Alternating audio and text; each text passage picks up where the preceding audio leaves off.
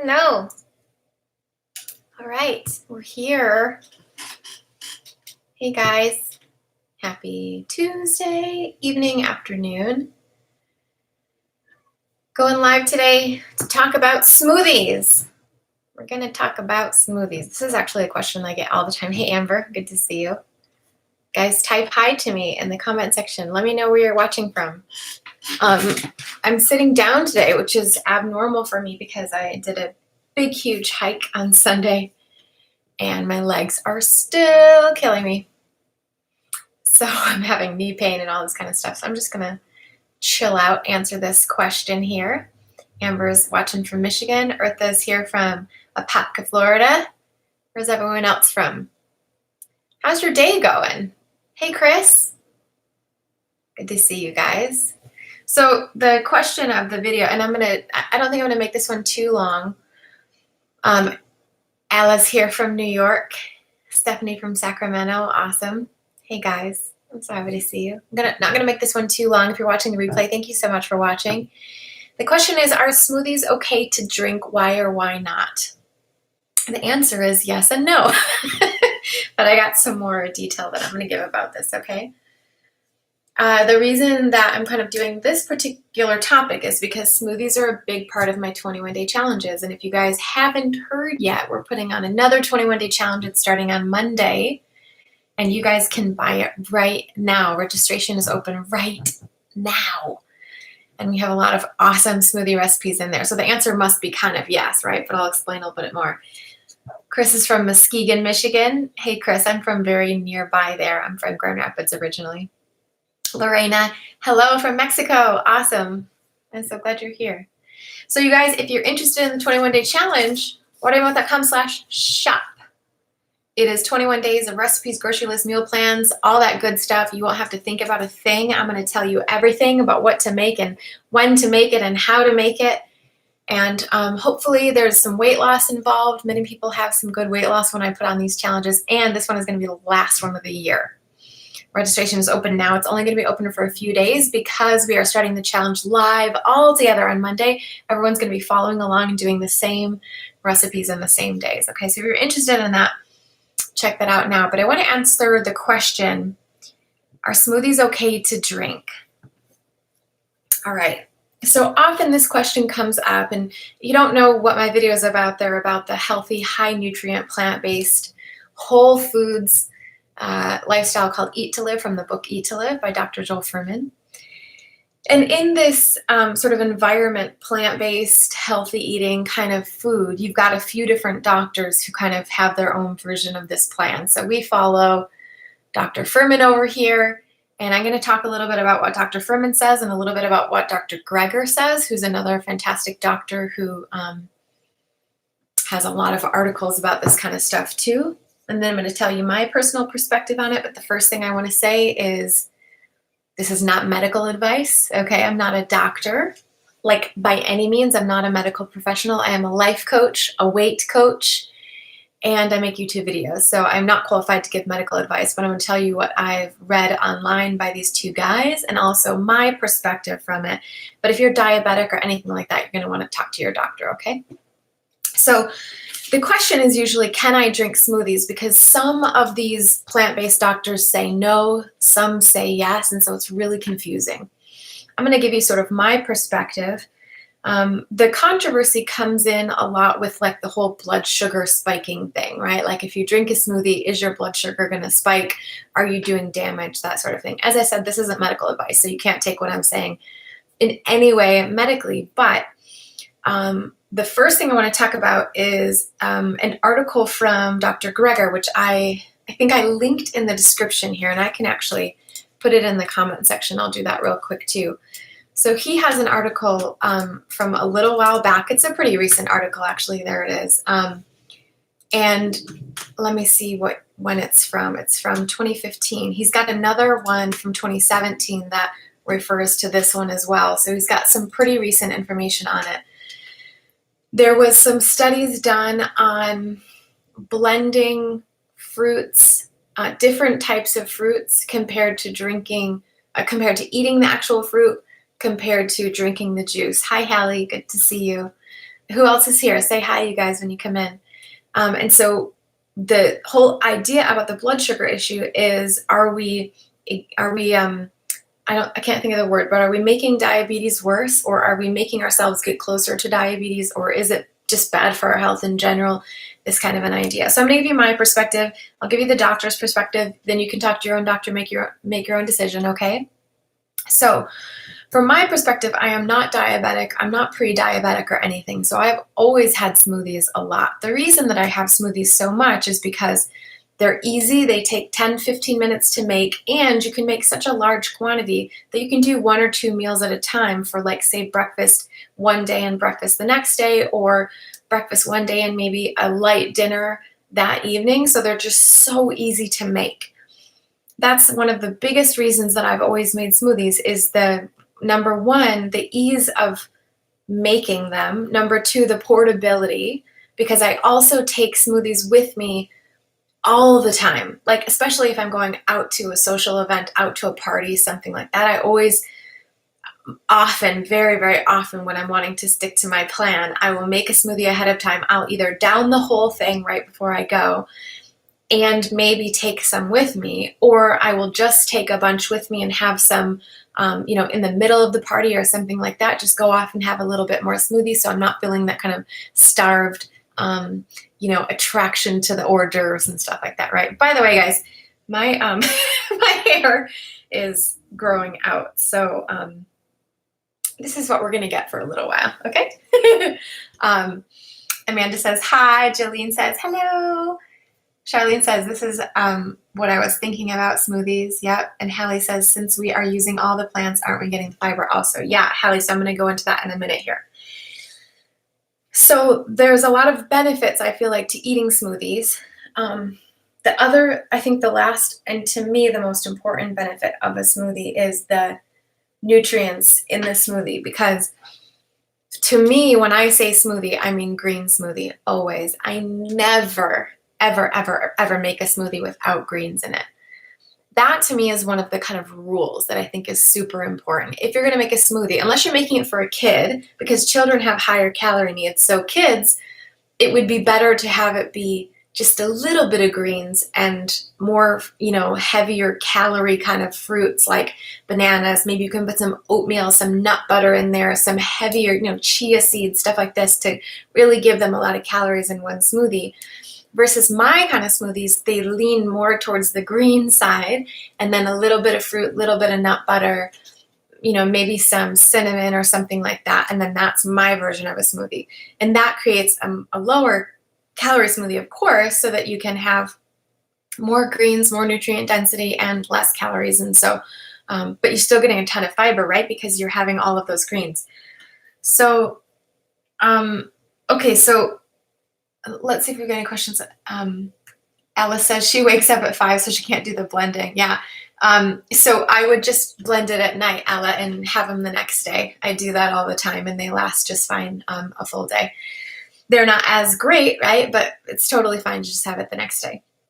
So I'm so glad you got the challenge. Thank you. Yeah. By the way, guys, sign up now. It's ready to go. It's only going to be open a few days. wateringmouth.com/shop. The challenge is open for registration right now.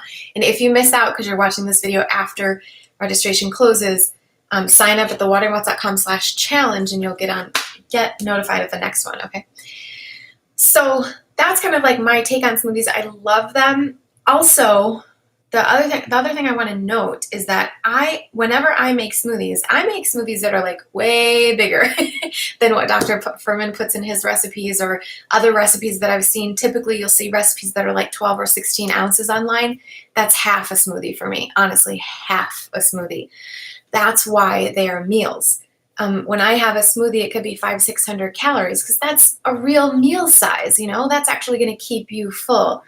And then because I always put greens in, and because I always put so much greens in ratio compared to the fruits, it adds a lot of fiber. So to Hallie's question, yes, that's the whole point. If you're making a smoothie and you're just having fruit, that's not what you want to be doing unless you're doing it for a kid, right? Or add some fat or something to balance out that fruit for the kid. But if you're making a smoothie without greens in it, you are missing out, is what I'm trying to say. Like, you're missing out on a lot of nutrients, because a lot of these greens, especially if you're just starting out, a lot of these greens, if you have, a smaller amount of it, you can't even taste it. Especially spinach is one of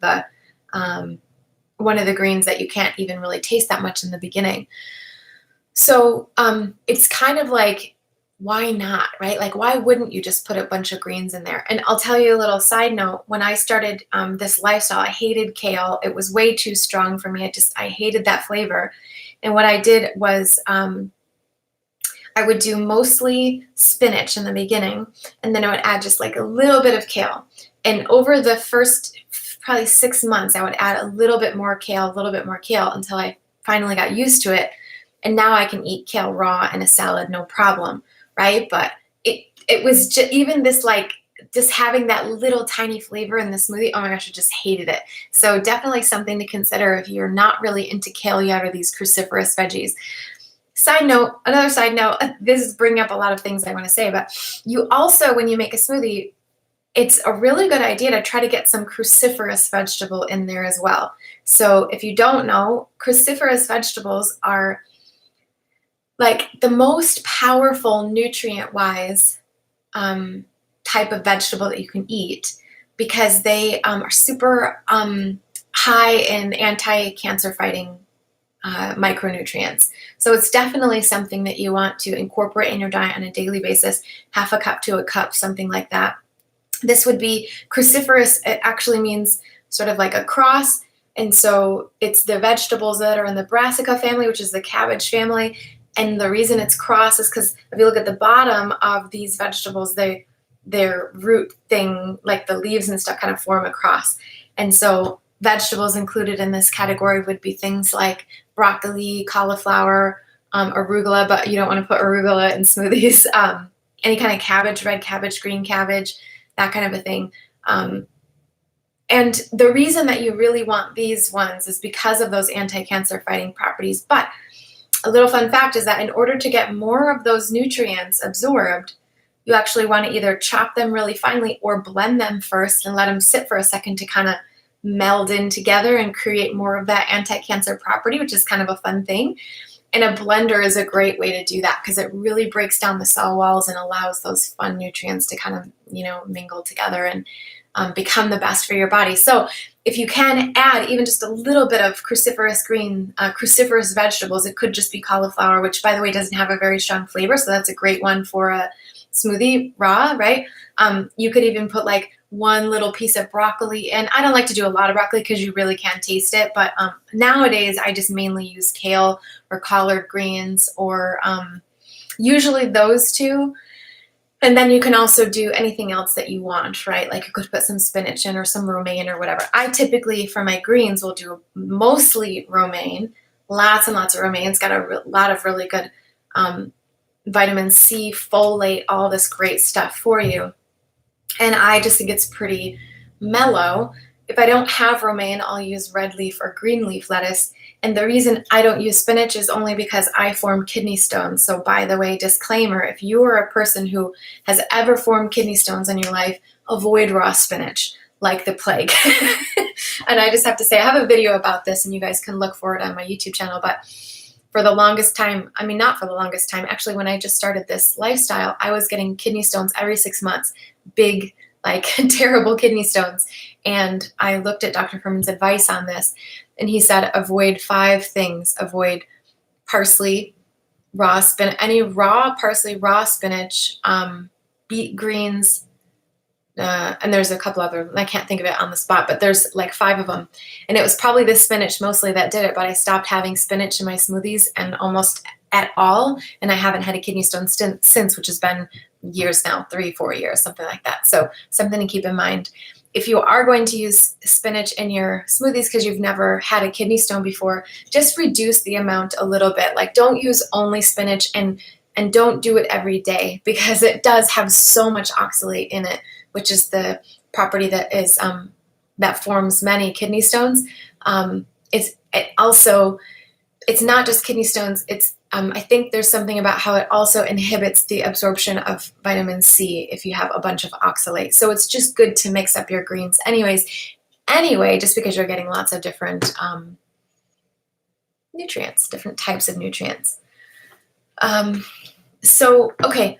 So those are the things that I kind of want to say about smoothies from my perspective. So make sure you're getting some cruciferous. Make sure you start with greens. Like for me, a typical smoothie will be 24 to 30 ounces. And in a smoothie like that, I will have a full half of a blender full of, or even a full blender full, sometimes 3/4 of a blender to a full blender of just greens. Then I blend that down. Then I add a little cruciferous, blend that down, and then I put my fruit in. So that's really how I do smoothies. If I'm going to do if I'm going to do one full smoothie that's about 30 ounces, I will do like about a half to 3/4 of a blender full of greens, blend that down, then put the fruits in. Then I would put 1 or 2 fruits in, plus maybe some nut butter, some cinnamon, or something like that, maybe a little bit almond milk, and maybe a date or 2 here and there. But adding dried fruit is going to increase that amount of sugar in there. So, okay, let's talk a little bit about what the doctors say.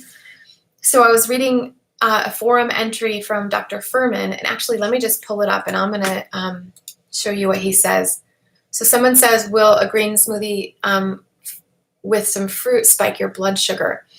And he says, what do you mean by spike compared to what? In other words, if you minimize the fruit, such as half an apple or using berries, then the amount of absorbed sugar is reasonable and comparable to normally eating a fruit. My point is that it may increase the glycemic effect of the same amount of fruit eaten by chewing about 20%, 10 to 20%, but if you eat a bit less and have lots of greens, that would balance it out. He says, in the morning, anything you'll eat will generally increase your blood sugar more, so eating lightly with less calories than lunch or dinner is advisable for a diabetic. Okay, so that's the doctor's sort of advice on it, what he said before back in a forum entry from 2018 on drfurman.com. Of course, please join his membership site. I got to say, I think it's only like $7 or $8 a month or something, and it is worth its weight in gold just to be able to see his answers to people over the years from these past questions, okay?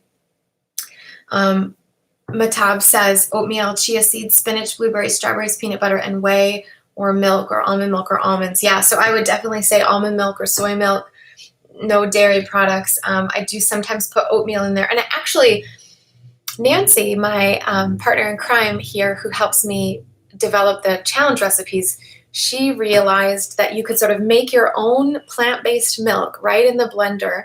So you don't even have to use the processed stuff, which typically has some sodium in it and some other added ingredients. You can just use water and like 1 or 2 tablespoons of just rolled oats to make your own plant milk right in the blender, and you don't even have to strain it or anything. So that's a cool way to get a little creaminess without having the added sodium and stuff. So something to think about. But that's a really great smoothie. And so that actually brings me to a good point, Mata, because I wanted to say what Dr. Greger says about this. And in his article, he's talking about kind of the same thing Dr. Furman said, that if you want to keep your blood sugar lower, add some greens, right? Add some fiber. But he was talking specifically about which fruits cause a glycemic spike. So what he said was, like, you can look at 3 different things, right? So you've got, let's take an apple, for instance. You've got apple juice, apples, like raw whole apples or apple slices or whatever, and then blended apples. So the apple juice is a terrible idea, blood sugar wise, and any other reason wise. It's just sugar water basically. So that's not a good way to get in any vitamins or minerals or anything like that. You definitely want to have the whole fruit as the sort of the best idea, because all those fibers are intact and you don't get a blood sugar spike. Kind of just comes up and comes down, and it does what it's supposed to do, and the body doesn't go into overdrive at all. If you had an apple smoothie that was just mainly apples, that's something that's not good. So the studies showed that apples, when you blend them, actually not such a good idea for blood sugar. But if you were to counteract that apple with some more fiber from greens or other things that you put in there, if you're going to add some vegetables or something like that too, you can actually slow that absorption a bit down if you add some other things in there. So one of my favorite smoothies in the whole world is the apple cinnamon smoothie. which is actually a warm smoothie, by the way, which is weird. I'm going to be publishing this recipe really soon. It's already in one of my previous cheat sheets, so you could find it right now if you wanted. But it's apple, banana, and a ton of greens, a little bit of nut butter, some almond milk or water, and then cinnamon. And I blend it in the high-speed blender until it gets just a little bit warm. And it is the perfect smoothie for the winter because you're getting all those nutrients. You get, tons of fiber, tons of bulk, basically, and then you also get some nice sweetness, and it's just nice and cozy. So you don't have to have a salad in the morning, you can still get a bunch of greens in, and it's just different from your typical, oatmeal kind of a breakfast. That was in one of our previous challenges, which, by the way, this is the 4th challenge we've ever done. It's going to be the last challenge of this year, and it is the only time I have ever offered all 3 previous challenges for sale at the time that you purchase. So if you want to purchase this particular challenge this week, if you want to get in a registration for challenge 4, you will also have the opportunity to get all 3 of the previous challenges at a stupid price in one bundle. So I don't know when I'm going to be offering that again. It's the first time I've ever offered it in this whole entire year. So that's a cool little thing to look out for. If you're interested, wateringmouth.com/shop. It's available right now for registration. Jolene says she had the apple cinnamon smoothie this morning. So delicious. I'm so glad you love it, Jolene. It is like for me, typically summers, hot weather is my berry smoothie. And then I switch over to the apple cinnamon smoothie for winters. And I mix it up by having oatmeal every once in a while, some warm oatmeal or some cold oatmeal in the summer. And kind of between those, I'm a happy camper for breakfast. So there's something to be said for finding your favorites and, sticking to them and using them in whatever way you can that makes you happy. And those ways make me happy. I love that apple cinnamon smoothie. So the other thing that he says, so comparatively to apples, other fruits, it looks as if bananas blended, there isn't much difference between blended or not blended. It looks like, you can see in his article, it's a little vague, but it seems as if this study that was done kind of showed that it might not have been that much of a difference, except they didn't do the study very cleanly. So maybe, I don't know, but they're not quite sure about bananas, but that might be kind of even. But then what's really cool is berries and mangoes actually can have the effect of improving your insulin response after having it blended, mangoes or berries. Berries, for sure, if you blend the berries, it's going to reduce the overall glycemic index or glycemic response in that smoothie. So that's really cool to know that, because we need to have berries every day. That's one of the G bombs. And so having berries in your smoothie is a really great idea to help to sort of minimize the effect of that. So that's why I love my summer smoothie, which is a berry smoothie. And then it's got some nut butter in it. And, for me, it's the basic formula, which you will learn in the 21-day challenge for a smoothie, is start off with a bunch of greens, some liquid, blend that down, add some fruit, blend that down, then add a little nut butter and maybe a little flavoring like a powder, maybe cacao powder, carob, or cinnamon, or just leave that all together. And that's your smoothie. But just making it big enough and having enough of it so that you feel full. So yeah, that's my general formula, and that's kind of what you'll get in the challenges. And we love to do new recipes in every challenge, so you'll be able to get some new ones also. Matab says, can you add raw eggs to smoothies? Not in this lifestyle, no. So Matab, we don't eat any animal products on this lifestyle. It's a vegan, whole foods, plant-based lifestyle. And Sue, hello, welcome. I'm so glad you're here. I've done most of the video, but Sue, you can come back and watch the rest of it when you get a chance, okay? So that's kind of the information about the fruits, but also come to mind when I think of this, like when I think of blending bananas, apples, or mangoes, or berries, or whatever in a smoothie, I think, but also if you're adding greens, you're going to be adding a ton more fiber anyway. Sure, it's going to be separated out a bit. It's going to be separated from the sugars, but you still have to process through all that. I know that when I have a smoothie, I might have it, 8 or 9 in the morning, and I'm good until noon for sure, noon 1. From a smoothie that large. So don't try to have these smoothies that are super tiny and just have a bunch of fruit in it or whatever, because it's not going to be satiating.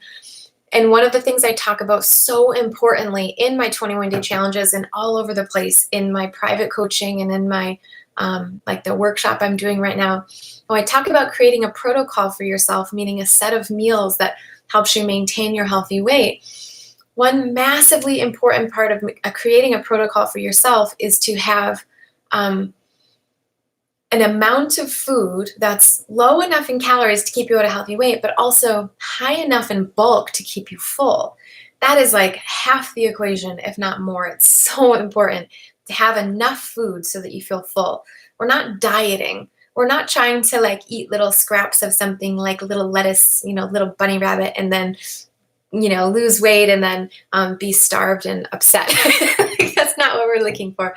We're looking to eat. We want to have lots of food. We want to get lots of nutrients and lots of really good stuff so that we can keep going and maintain this lifestyle forever. Yeah. And that is the beauty of the Nutritarian diet and the fine line to find for yourself. Because when we make a protocol, and I've talked about this before, on the 21-day challenges, I give you my protocol. I give you what I would eat if I was working to lose weight. By the way, you can see lots of protocols like this for free on my YouTube channel too. They're the What I Eat in a Day videos. They're all my protocol, what I would eat if I was trying to lose weight. And still be satiated and still get all the G-bombs and all that kind of stuff, right? But the 21-day challenge is all set up for that. So for 21 days, you don't even have to think about a thing, and I take care of it all for you. And you're getting lots of different recipes, lots of new recipes and things like that. And at the same time, you're getting sort of my 6-7 years of experience behind it too, with having done this for so long and knowing what works for me personally, knowing what works for my clients and what has worked for them over the years of learning how to do this and coming away from coaching with me with, finally having an understanding of how to do this in order to stay satiated and still lose weight at the same time. It exists for all of you. It's just a math problem. It literally is just a math problem. You got to find out what that math is for you. And then once you know what that math is, you can take it anywhere and kind of create the results that you want whenever you want them. Okay. So I don't see any other questions here. I'm going to stick around for one more minute. If you guys have any questions, let me know in the comment section here. I'd love to hear from you. I'm going to head over to Facebook after this and do the same exact Facebook Live, but of course, I'm probably going to screw some stuff up and it'll be different. Go ahead, Jackie, I think Jackie Z maybe, or Jackazy. I'm not sure what your name is, but go ahead, ask some questions. So remember that when we're talking about smoothies, let me see if I missed anything about what Dr. Gerger was saying. No, I think I got everything. Okay, good. Yeah, so if you guys are interested in more of this information or interested in learning how to do a protocol, how to create a protocol for yourself or anything like that, try the 21-day challenge. As I said, this is the last one of the year. So, and I'm actually pretty positive I'm not even going to do another one until March. So, because I have something big planned for us in January, February-ish. Okay, it's going to be so exciting. I can't wait to talk to you guys about it. But so it's going to be a while before I do another one of these. These are so popular. Hundreds of people join every single time I do one. Last time we had over 400 people. We're in the middle of the launch right now, so I don't know how many people are going to be in here, but it's well over 100 at this point already. There's free Facebook group access, and we all talk about it and do the challenge at the same time. It's so much fun. And so many people have lost weight, but not just the weight loss, but they've also learned how to do the Nutritarian diet kind of going forward, right? Like and so many people have done 1, 2, 3 challenges with me in a row. And they like, after you've done a few of them, you really kind of get what to do. Yeah. No, I don't know anything about that. A new health food scandal in regards to non-GMO. No, I don't know anything about that, but this is more about smoothies today. So if you want to talk about smoothies or the 21-day challenge or whatever, let me know. And William's grandpa, Oscar, makes the best smoothies. I wish I could have one, Oscar. And Amber says, what's a super basic smoothie to start introducing greens? Okay, great question, Amber, because as I was saying, like the introduction of greens is super important, and using a smoothie when you're kind of mixing it with fruit is a great way to get your taste buds used to that flavor of the greens, right? So what I would do is, if you are not prone to kidney stones, I would start out with some spinach, because spinach tends to be a very mild green that you can't taste very much of. If you're just starting out, just trying to get into the habit of it, I would do smaller smoothies along with a meal so that you could get less greens, but also then less fruit, all right? And kind of want to make, you kind of want to have like a lot of greens and less fruit. So I would maybe do half of one of the smoothies like I talked about, like maybe a 16-ounce smoothie or a 12-ounce smoothie or something like that, along with another, part of your meal, like if you're having it with salad or something like that. Like say you eat the whole salad and then you have some smoothie after as kind of a chaser or something like that, right? But I would do maybe, to make a 12, 16-ounce smoothie, I would do maybe 3 cups of greens. So it would either be spinach or romaine or red leaf or green leaf or butter lettuce or something really mild as your, even mixed greens works too, as your base of greens. Then I would add a tiny bit of cruciferous, maybe a third of a cup of some kale or some cabbage or cauliflower or something raw to give you some of that cruciferous. Then I would add maybe 1 piece of fruit. So either a banana or, an apple can probably work too, mangoes, berries, whatever. Then I would add a little bit of nut butter, maybe a tablespoon of nut butter. And then if you want, you can, then it would be about a cup or 2 of liquid, either water or unsweetened almond milk or unsweetened plant-based milk or something. And then maybe a sprinkle of some kind of a powder, cocoa powder, carob powder, or maca powder, or cinnamon, or something like that to do a little extra flavor if you want.